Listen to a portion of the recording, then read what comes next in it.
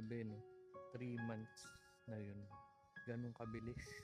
Pero parang, alam mo yun, parang kapon lang nangyari lahat. Ay, dati pag pumupunta kami dito, pag may gathering kami dito, tapos walang kasiguraduhan kung sino yung mga pupunta. Ako syempre, tanggap ko na yun dahil may kanya-kanyang buhay na kami. Parang sa akin lang, at least kami ni Juni, dito kami. Tapos, ngayon, ay, mahirap. Actually, hanggang ngayon, parang di pa rin talaga ako makapaniwala. Alam mo yun,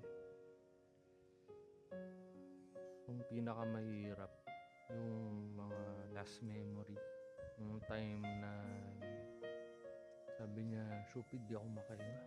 First time niyang magsabi na itakbo ko siya sa ER kasi hirap na siya. Pero yung time na yun, grabe. Yung sinabi niya yun, grabe na yung kaba ko. As in, parang tinatry kong kumalma pero deep inside, grabe yung kabog ng dibdib ko. Hindi ko alam kung anong gagawin. Alam mo yun. Kaya buti na lang din, grateful ako kay CJ sa best friend ko.